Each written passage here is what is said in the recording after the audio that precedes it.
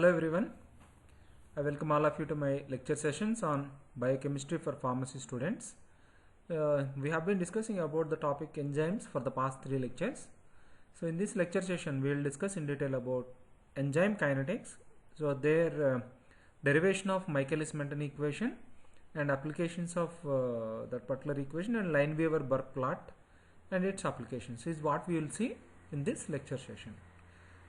These concepts are very important for pharmacy students because more than 60% of drugs that we have in the market are enzyme inhibitors or enzyme activators. So in understanding the mechanism, the concept of enzyme inhibition, and also to get very good foundation for drug action, so you all need to have clarity on the topics related to enzyme kinetics. Okay, let's move ahead and see what is there in this lecture session. Normally in any organic reaction, let's say if you are increasing the substrate concentration, usually rate of reaction will increase. Okay, both are proportional to each other.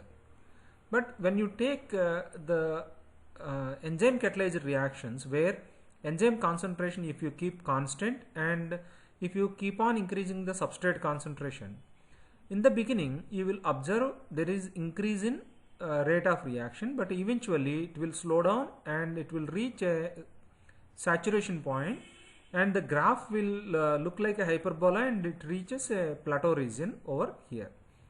So what does it mean? It is reaching something like a saturation point where the enzyme as a catalyst has its own capacity, and beyond certain substrate concentration it cannot perform more than its higher limit.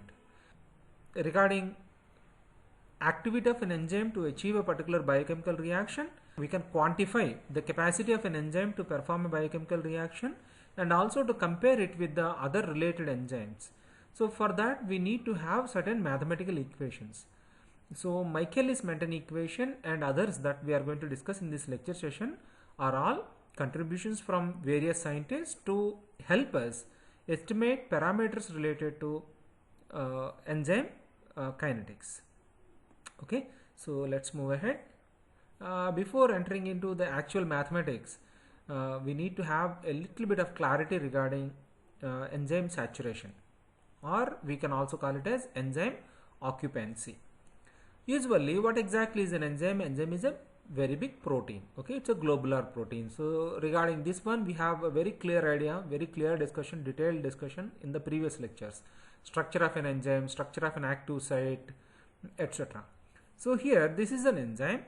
So here you have an active pocket where it has the complementarity with the substrate, and then what it will actually do is it physically holds on to the substrate and facilitates a biochemical reaction to happen, and after that it will release the substance or the products that are formed into the solution. Okay, so this is what exactly an enzyme is doing.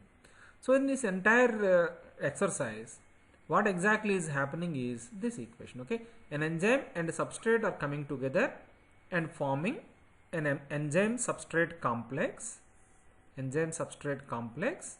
and then this enzyme substrate complex is going to be dissociated into enzyme and product will be released, so that enzyme will go back to participation in the reaction. Okay, so here what exactly is happening is enzyme and substrate have to come together to become enzyme substrate complex. Means for that it takes some time, and enzyme substrate complex has to undergo some certain chemical modifications so that substrate is going to be converted to product and products will be released. For that also it needs some time. Let's imagine that for an enzyme it takes 0.1 seconds to achieve a particular biochemical reaction, starting from association of enzyme and substrate to form an enzyme substrate complex to formation of a product and release of product into the solution. For that entire exercise, let's say it takes 0.1 seconds. So per second, how many substrates can be converted to products? Per second, the enzyme can convert 10 substrates to 10 products. Can give 10 products. Okay, this is the maximum capacity of an enzyme to achieve the maximum capacity for this enzyme to be achieved. So let's say if you give 2 substrates and wait for 1 second, how many products you are going to see? 2 products. Okay, and then if you give 5 substrates and wait for 1 second, how many products you are going to see? 5 products. And if you have 8 substrates, wait for 1 second, it will give you 8 products. If you give 10 substrates, still it is converting 10 products. Same enzyme concentration. Okay, but if you give 12 substrates, what will happen? You wait for 1 second, you are going to see only 10 products. Why? Because the enzyme has achieved its maximum capacity. Okay, capacity to convert convert the starting material to a product. So if you plot a graph, then how it looks like? So here rate of production means per second how many products are formed. Here substrate concentration. Substrate concentration, if you take it like this, for 2 substrates you are getting 2 products, for 5 substrates 5 products, 8 substrates 8 products, 10 substrates 10 products, but for 12 substrates also 10 products.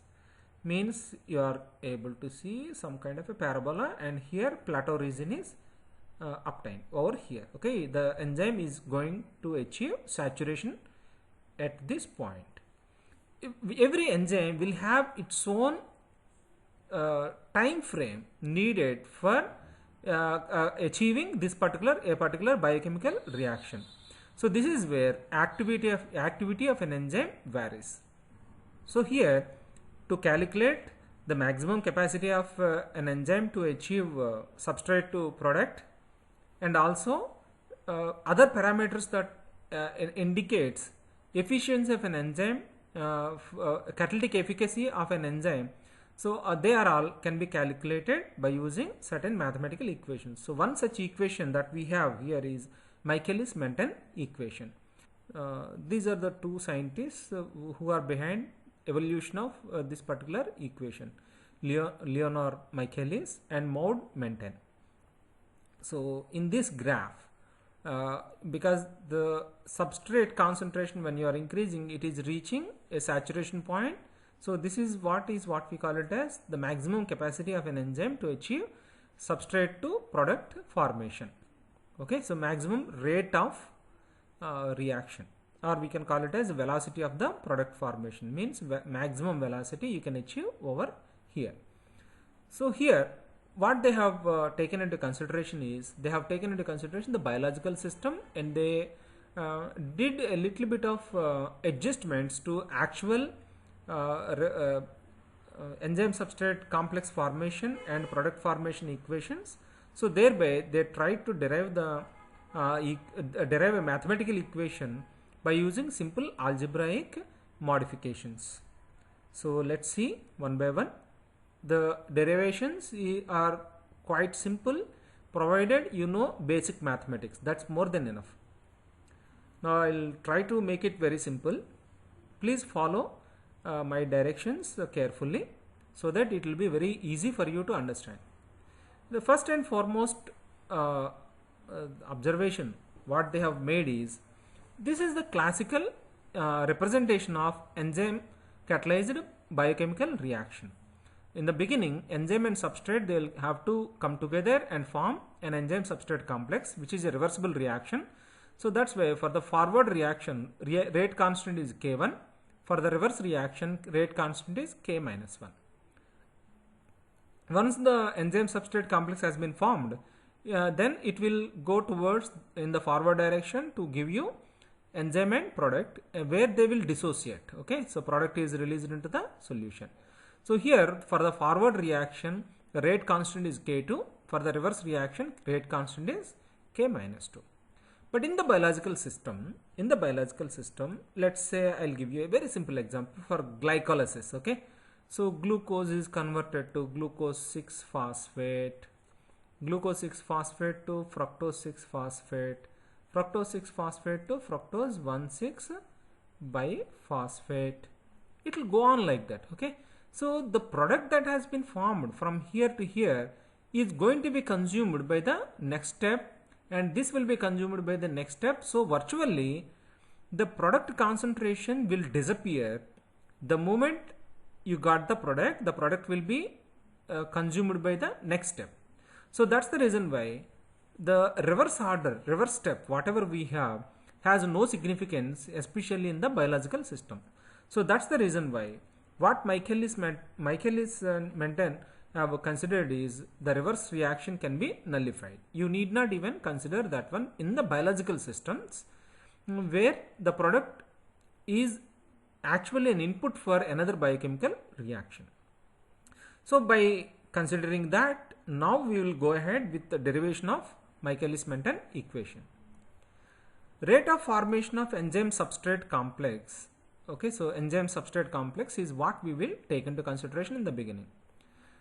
So enzyme substrate complex formation is equal to rate constant K1 into enzyme concentration and substrate concentration. So whatever are the precursors for this formation into the corresponding rate constant will give you rate of formation of the product. Okay, now this is it. The second one is rate of dissociation of enzyme substrate complex. So from enzyme substrate complex, how many products are coming? If you go in the forward direction, you will have enzyme and product. If you take the reverse order, then from here you are going to get enzyme and substrate back. So if you consider both these, both of them we have to take into consideration. So K minus 1 into ES plus K2 into ES. Okay, so this will give you the rate of dissociation of enzyme substrate complex. Now at equilibrium condition, rate of formation of enzyme substrate complex and rate of dissociation of enzyme substrate complex both will be equal. So if you equate the two components over here, you will get this equation. Okay, K1 into concentration of enzyme into concentration of substrate is equal to K minus 1, rate constant for the reverse reaction from enzyme substrate complex to form enzyme and substrate. Okay, so that one, and forward reaction K2 into ES. So if you, because in both these we have ES as the common term, so you can take it out. So you can rewrite the equation like this. Okay, K minus 1 plus K2 into enzyme substrate complex concentration. Now you divide both sides. With K1. Okay, K1. Now what will happen? K1 and K1 gets cancelled. So ultimately what you are going to get is this one. Okay, enzyme concentration into substrate concentration is equal to K minus 1 plus K2 by K1 into enzyme substrate complex concentration. Okay, so this part K minus 1 plus K2 by K1, so this part is what we call it as Michaelis constant. So this is what we call it as Michaelis constant. So this is a constant for a given enzyme, Michaelis constant. Okay, now I'll introduce you to one more thing, that is it clear so far? Thank you.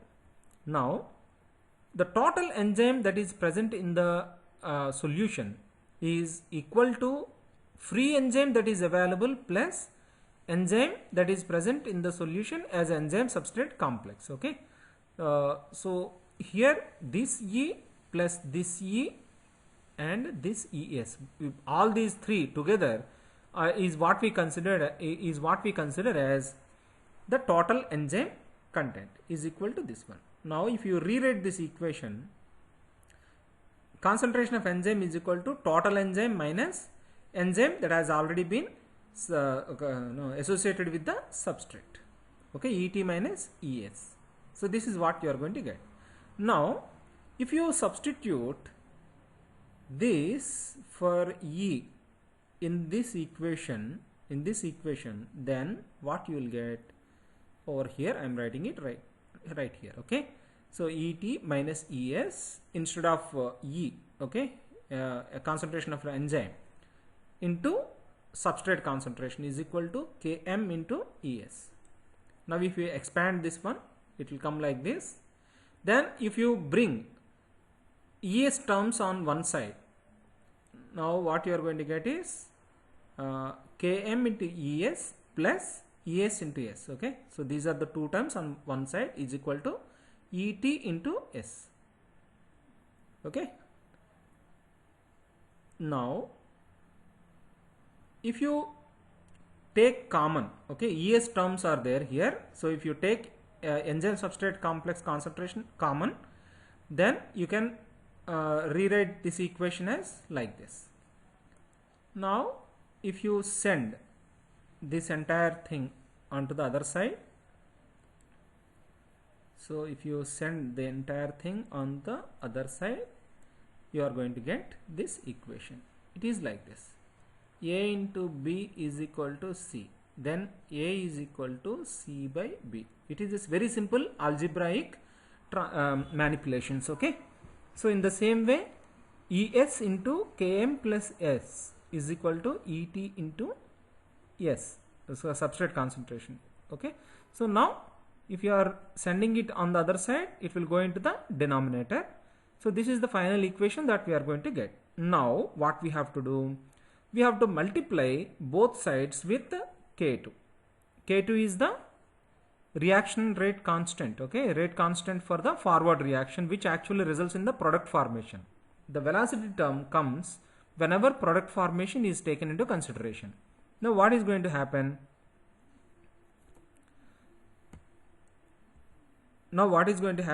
So this is it. K2 into Es is equal to K2 into Et into S by Km plus S. So this is what we have got right now, right here. So here K2 into Es, what does it mean? It means Es into K2. Okay, so this multiplication is going to give you rate of formation of product. So rate of formation of product means what? Rate of formation of product is nothing but velocity of the reaction. And here what is it that we have? K2 into concentration of total enzyme. Let's say if you consider the total enzyme to participate in a biochemical reaction, then what you will get? You will get the maximum capacity of the enzyme to convert substrate into product. So in that way you can replace the enzyme substrate concentration terms with the velocity terms. So V is equal to K2 into Et, this will become Vmax into substrate concentration by Km plus S. Okay, so this is what we call it as Michaelis-Menten equation. First condition for initiating this derivation is, first, in the biological system, product formation is considered as unidirectional reaction, because the product that we are going to get over here will be consumed almost immediately. So that's the reason why not much concentration of product is available for reverse reaction. So K minus 2 will not be there. That is the first one. The second one is over here, K minus 1 plus K2 by K1. So this is what we call it as Michaelis constant. And the third one is total enzyme concentration, by considering total enzyme concentration is equal to unbound enzyme plus bound enzyme. And from there we are going to replace the free enzyme term with total enzyme term and bound enzyme term. Okay, so in that way we are eliminating the free enzyme term from the equation. Then after doing the remaining calculations, we are going to get this equation. Okay, enzyme substrate concentration is equal to total enzyme concentration into substrate concentration by Michaelis constant plus substrate concentration. Now here we are doing the fourth fourth manipulation, that is multiplying both sides with the K2 reaction product formation constant, okay, rate constant in the forward direction over here, K2. Now K2 into ES is equal to velocity of actual rate of product formation. K2 into ET gives you the maximum velocity. So in that way we are replacing the actual concentration terms with the velocity terms. So this is what is needed. What is our objective? Our objective is to calculate the rate of formation of a product or the capacity of an enzyme to form products from the given substrate concentration. The second one is the efficiency of an enzyme to recognize and attach with the substrate. Let's say if the enzyme is strongly bound to a substrate, then the enzyme will be spending more time with the substrate, so thereby the rate of reaction is going to go down. So how can we calculate that one? That is what we are going to see in the next slide. Okay, so this is here how many variables are there? One is the V and then the substrate concentration. These are the two variables. Vmax and Km remains constants for a given enzyme system. Okay, so now let's go ahead and see how actually Michaelis-Menten equation can help us obtain these Km value and Vmax value and optimal concentration of substrate that is needed for optimal performance of the enzyme. Okay, now so this is what is Michaelis-Menten equation. V is equal to Vmax into substrate concentration by Km plus substrate concentration. Now take the first case, case 1. So here let's say the velocity of reaction is half the Vmax. So this is what we have to presume, okay, for the first time.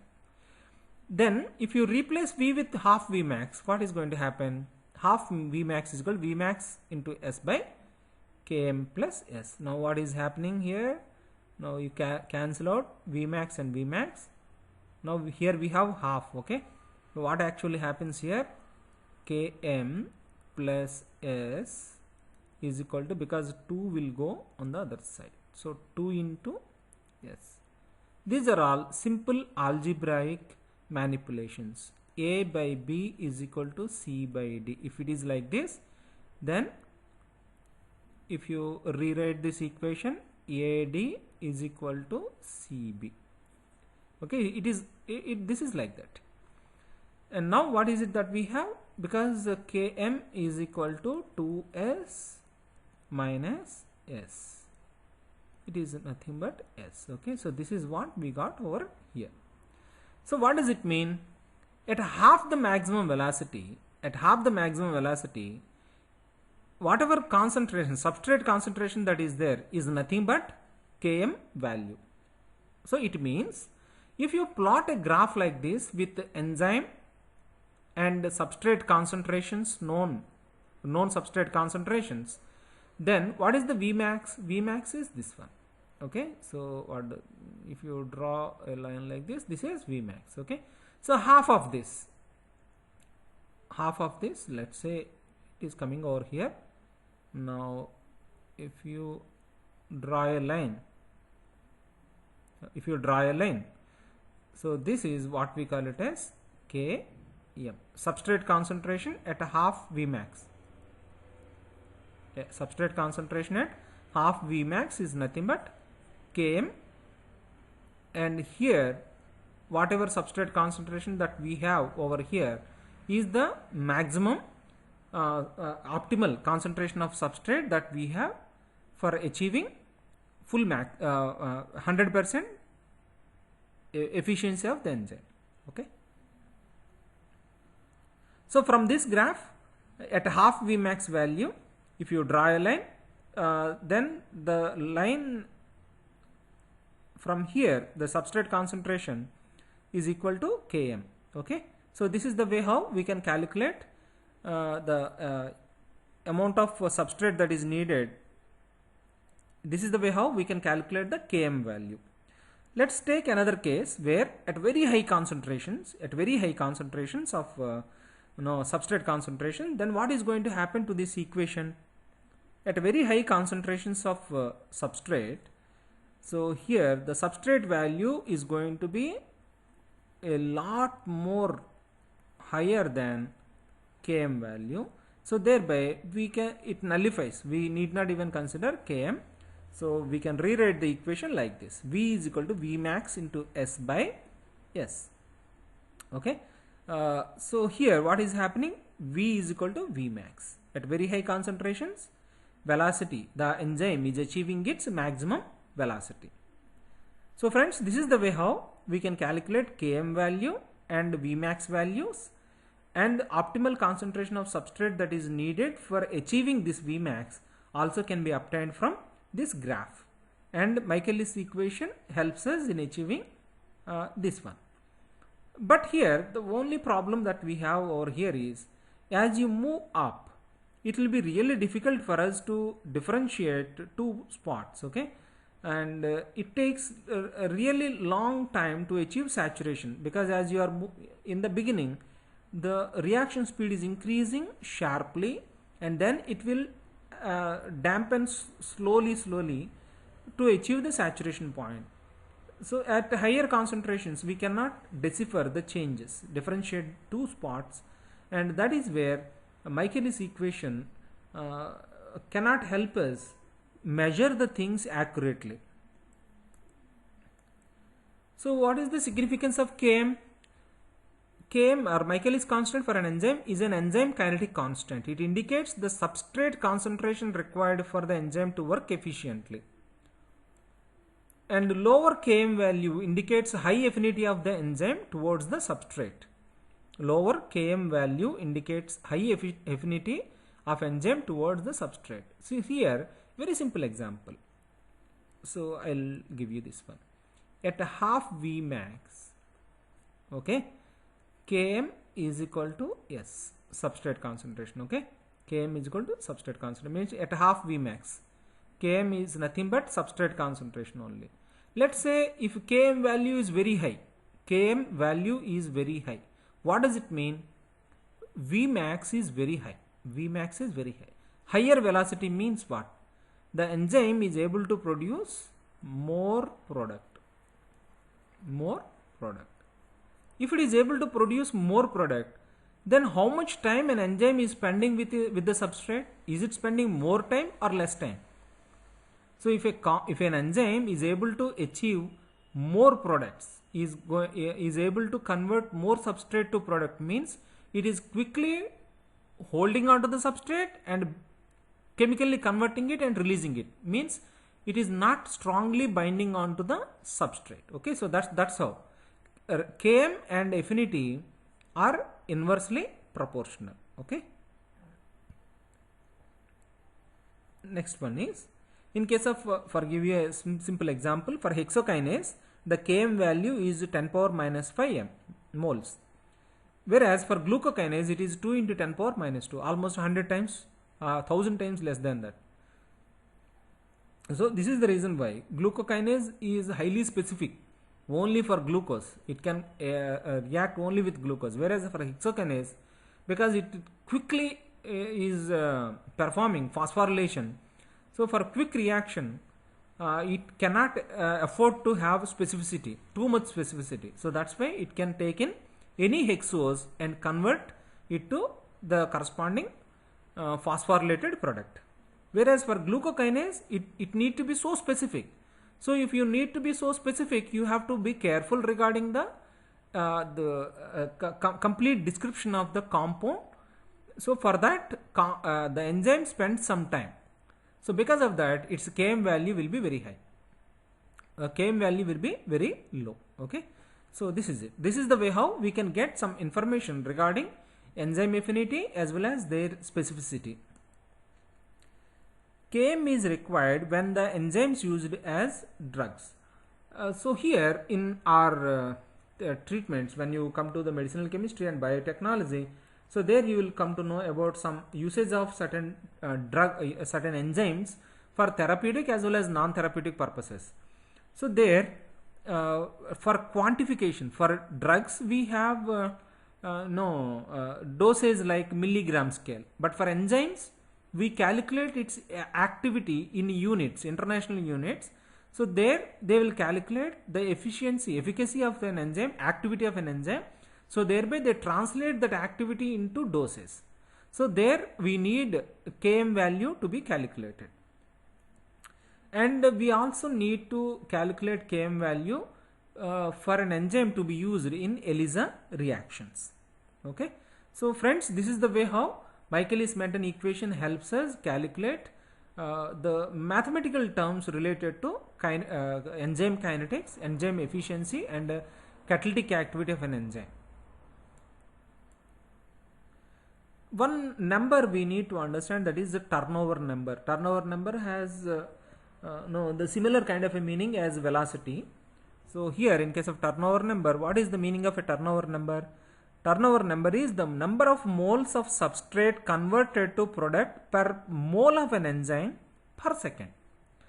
If you take 1 mole of an enzyme, how many moles of substrates can be converted to products within a unit time? Usually unit time means here they take into consideration seconds.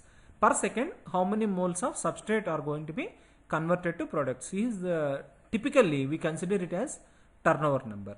So here I gave you a few examples where the turnover numbers, you can see for catalase converts hydrogen peroxide to water and oxygen.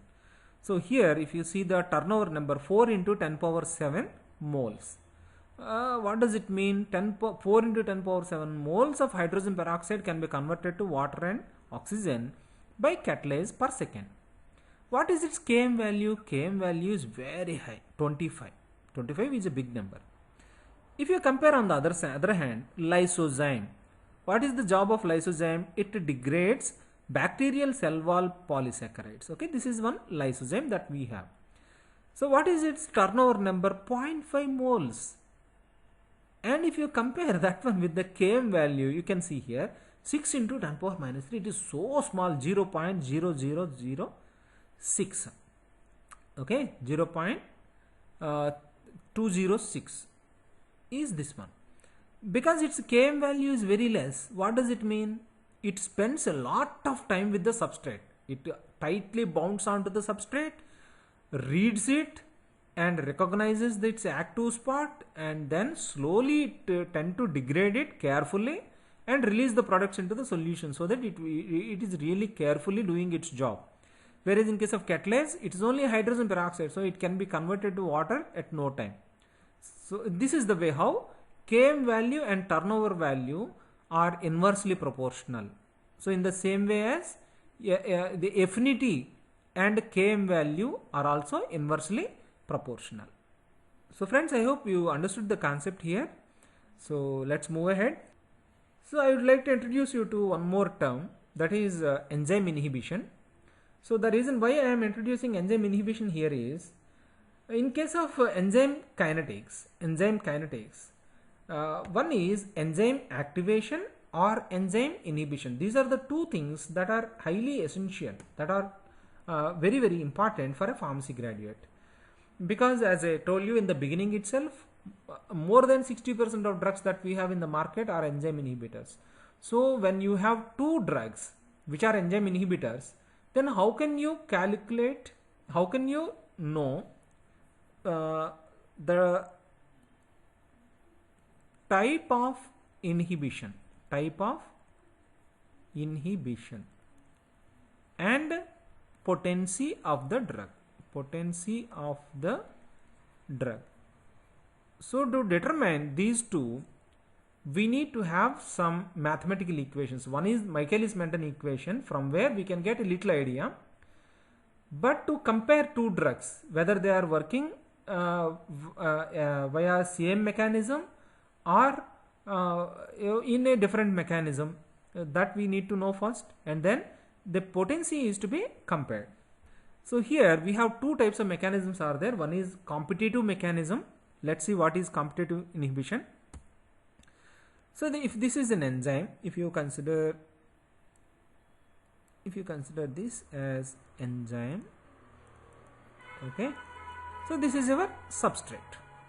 Now usually what happens, substrate is recognized by the enzyme, substrate will occupy the active site, then it will be transformed into a product and the product will be released. So this is what is happening. So let's say you have a different chemical which is also having certain structural similarity so that it fits into the active pocket and occupies the space for some time, and then it cannot alter anything or it will not be producing anything, then it will dissociate and it will be released. So here what is actually happening, two chemicals are there which are competing for same space. So this is what we call it as competitive inhibition. Okay, so the time with which the substrate can engage with the enzyme actually decides. So here if the inhibitor, a chemical can be called as an inhibitor only if it can fit into the same active pocket and it spends more time than the substrate, then we can call it as a competitive inhibitor. Okay, the second way, we have the enzyme, and normally what happens, this is the enzyme we have. Normally what happens, you have a substrate, so that substrate is going to occupy the active pocket, and then normally what happens after that, it is going to be released into the solution. Okay, the product will be released. But we have some other site, at some other space we have an active pocket which will be occupied by an inhibitor. Okay, so the pocket is not the same as the active pocket inhibitor. So because of this occupation, some changes will happen within the enzyme which will lead to inactivation of the enzyme. So thereby the active pocket recognizes the substrate will not be converted into product. Okay, so this is what is going to happen.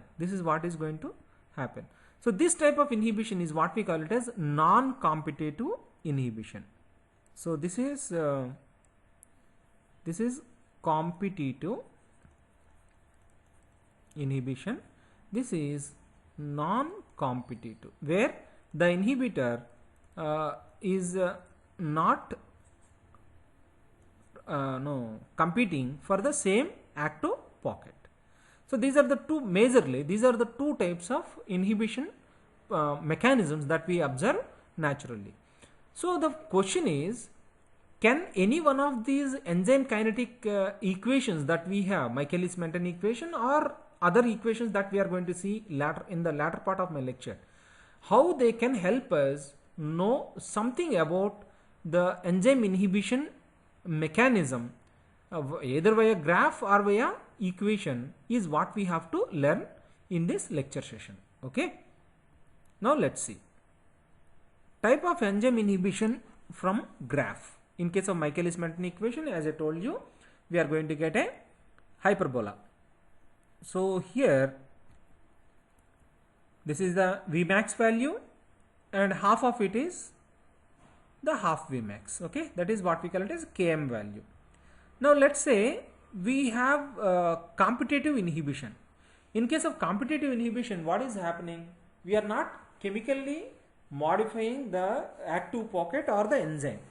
So what are we doing? We are trying to trouble the enzyme by not allowing the substrate to occupy the space. Okay, so another chemical is there which wastes a lot of the time, but ultimately as you increase the substrate concentration will it will dominate ultimately, so that Vmax can be achieved. Vmax does not change in case of competitive inhibition, thereby Km value will not change. Whereas in the third type, where if the compound is a non-competitive inhibitor, in case of non-competitive inhibitor, if the enzyme gets attached to the inhibitor, then the enzyme will become inactive. So thereby, as you in the presence of an inhibitor, if you increase the substrate concentration, it can achieve only to some level which is far less than the Vmax value that we normally observe for the enzyme. Means large proportion of the enzyme got inhibited. It all depends on the concentration of the inhibitor. But here, in case of competitive inhibition, though the concentration of inhibitor is there, okay, though if you add inhibitor, then if you keep on increasing the substrate, then at one concentration, at one point, you will definitely reach the Vmax value that is normally observed for that particular enzyme. Whereas if you have enzyme, non-competitive enzyme in the solution, proportionally the enzyme activity will go down, so that Vmax value will also get affected. Okay, so this type of appearance is what we can see in case of different types of inhibitions. Okay, then what are the problems with Michaelis equation? Michaelis plot gives a hyperbola. Handling hyperbola is not easy. Okay, as you increase the substrate concentration, we collect the samples and then we will plot the graph. So from the hyperbola, it is really difficult to obtain Km and Vmax. It is really easy to handle a straight line rather than a hyperbola. So we can convert the hyperbola into a straight line by simple modification of Michaelis equation. What we do is, we take reciprocals on either side of the Michaelis-Menten equation. So that's the reason why Lineweaver-Burke plot is what we call it as double reciprocal plot. Okay, so here what is it that we are doing? So this is the common Michaelis-Menten equation. Okay, so this is common Michaelis-Menten equation. Now if you take reciprocals on either side, 1 by V is equal to 1 by Vmax into S by Km plus S. So that it is a very simple algebraic equation again. Okay, A is equal to B by C. Okay, so if you take reciprocal, 1 by A is equal to 1 by B by C. Okay, so in this type, so this will reverse, is equal to C by B. 1 by A is equal to C by B. This is a very simple algebraic manipulation. Okay, so don't worry. So that is what happened over here. So ultimately what is that? If you split this one, then what will happen? Vmax by Km by Vmax plus S, Vmax into S, plus if you expand this one, Km by Vmax into S plus S by Vmax into S. Okay, so this is what is going to come. Now these two will get cancelled. So ultimately it gives you this equation. Okay, so this equation looks like y is equal to ax plus b. Y is equal to mx plus c is the way how we can see this graph. I hope I made myself clear here. It's a very simple algebraic manipulation. Okay, so now y is equal to ax plus b is coming. How many variables are there? Y and x are variables. Y and x are variables. In case of x, substrate concentration, depending on the substrate concentration, velocity will change. So that is the way how two variables are there. Now if you plot a graph, the graph looks like this. Okay, graph looks like a straight line like this, which intercepts the y-axis. At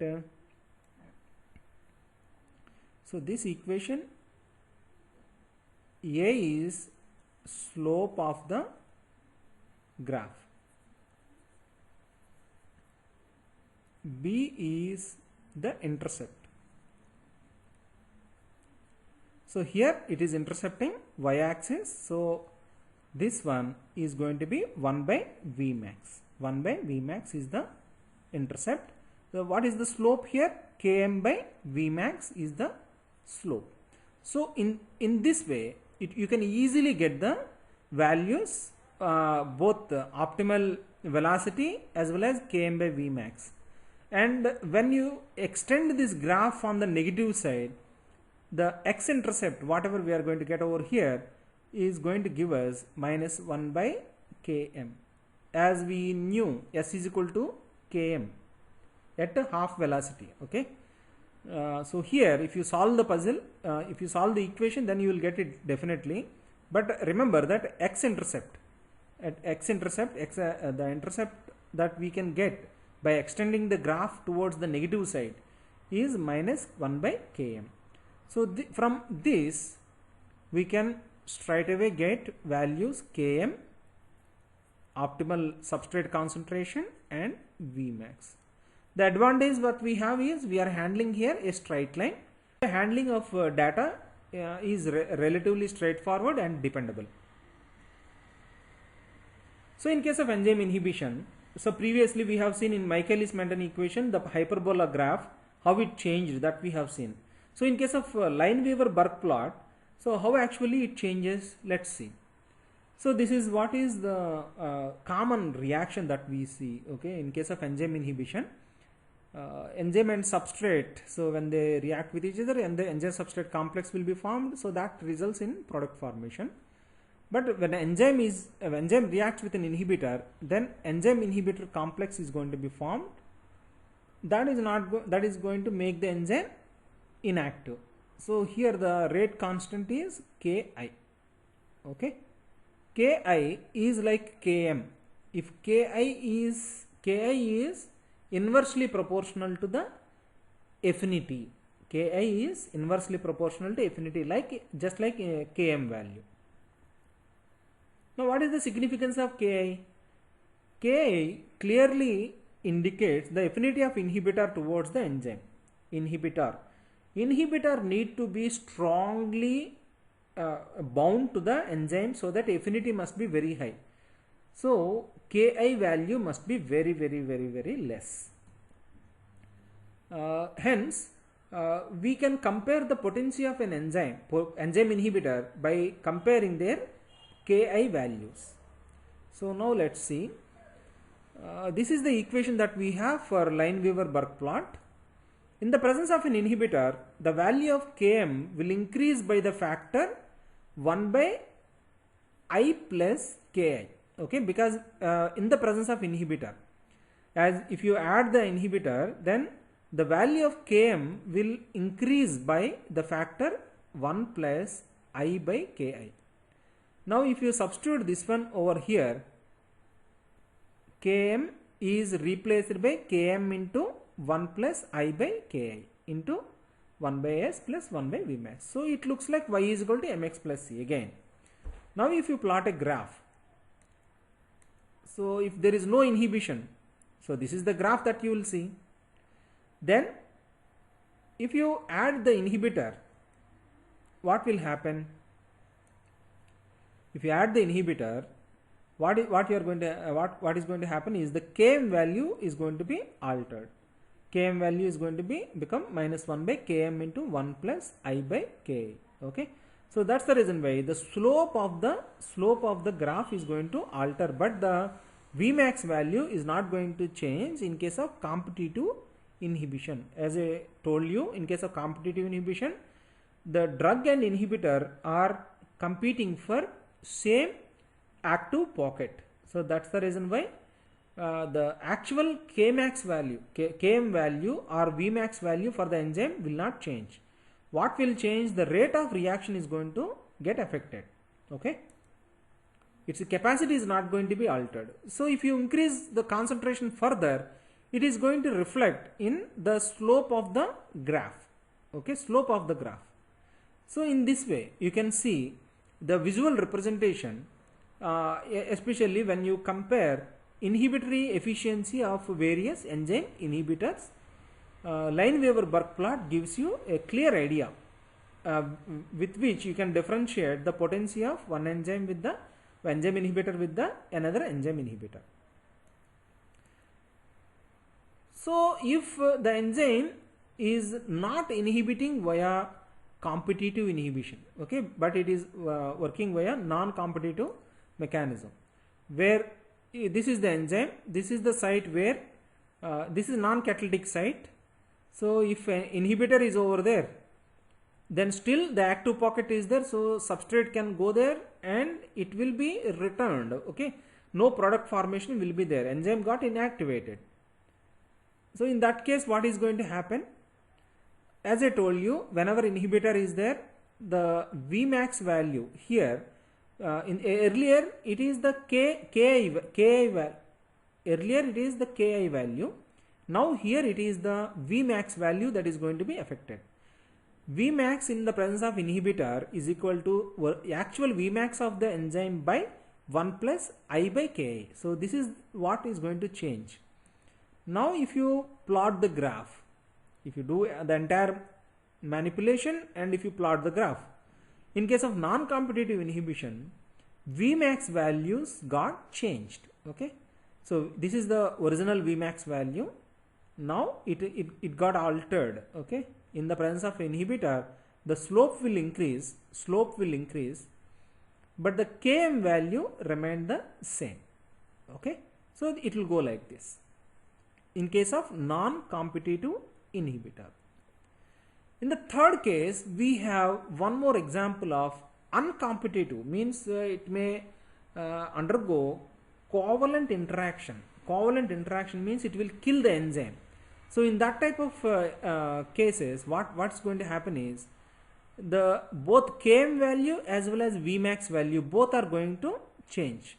Both are going to be changed, whereas the slope remains constant, because you are going to kill the enzyme. So thereby enzyme is not going to interfere with the actual biochemical reaction. So you are nullifying the activity of an enzyme. The enzyme is not going to engage any kind of a substrate once it got inhibited. But in case of non-competitive inhibition, enzyme will engage a substrate, but it will not be able to give the product. Okay, so it is like that. But here in this case, uncompetitive inhibition, it is a covalent modification. So thereby you are going to reduce the concentration of enzyme literally. So friends, these are the three representations that I am showing over here to give you a very clear picture of how the graphs, Lineweaver-Burk plots looks like in case of competitive inhibition. In case of competitive inhibition, the Vmax value remains constant, whereas Km values will change.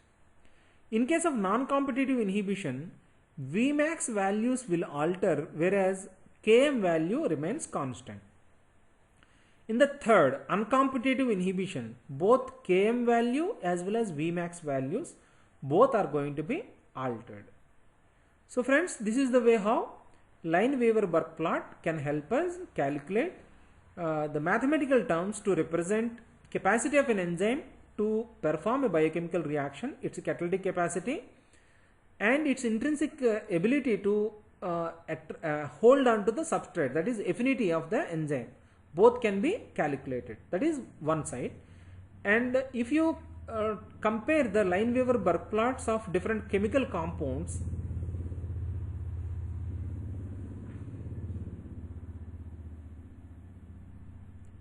if you compare the Lineweaver-Burk plots of various enzyme inhibitors, you can clearly see whether they are showing competitive inhibition, non-competitive inhibition, or uncompetitive inhibition. Okay, so these are the applications of Lineweaver-Burk plot. But one of the drawbacks of Lineweaver-Burk plot is that it is more susceptible to error. How? At higher concentrations, even Lineweaver-Burk plot also cannot give you a very clear idea on the enzyme inhibition or its kinetics. Another disadvantage is that at high substrate concentration, the plot tends to compress the data points into a smaller region and puts more emphasis on the points at lower substrate concentrations, which are often the least accurate. What does it mean? Let's say if you are plotting a graph, the initial values are well spaced, okay, and as you go up, the number of dots are going to come together. Okay, that's the reason why. But when you don't do the regression, okay, so when you do statistical analysis and plot a graph, then the lower end, these dots are going to define the actual graph direction, whereas these are going to lose their significance. So that's the reason why. So Lineweaver-Burk plot has some limitations as far as substrate concentration is concerned. I hope you understood the concept of Lineweaver-Burk plot and its applications in evaluating enzyme kinetics. One more small addition is there that we will see, that is ED Hofstee plot. ED Hofstee plot is another attempt to obtain straight line from Michaelis-Menten equation. Here what exactly is happening, it's a very simple manipulation. So here V is equal to V max into S by Km plus S is the actual Michaelis-Menten equation. So what they have done is simply they rearranged the equation like this. So this is a very simple algebraic manipulation. A by B is equal to C by D. Then if you do it like this, AD is equal to BC. So this is what they have done over here. So V is multiplied by Km plus 2S and V max into S is over here. Okay. Then if you rearrange this one, now you send the substrate onto the other side. Send the substrate onto the other side. Now we have this. So this is again a very simple manipulation. AB is equal to C into D. If this is it, then if you send D onto the other side, A plus B by D is equal to C. Then this can be expanded like A by D plus B by D is equal to C. Okay, so this is like this. So now if you do it like that, now if you expand it, here these two gets cancelled. So thereby what you are going to get? You are going to get this one. Okay, here V into Km by S plus V is equal to V max. Okay, now if you send this entire term on the other side, V is equal to minus V Km by S into V max. Okay, so it is like V max is a constant, Km is a constant. So here V by S is the variable here. So this also looks like Y is equal to mx plus C. So here this is the negative term. So slope will be negative. Okay, as I told you, this is like Y is equal to mx plus C. If you have a negative term over here, slope is always negative. That's the reason why the graph comes like this, and the slope is minus Km, and the intercept that it is going to make on the x-axis is equal to V max by Km, and intercept it is going to make on the y-axis is V max. Okay, how are you plotting the graph? V versus V by S.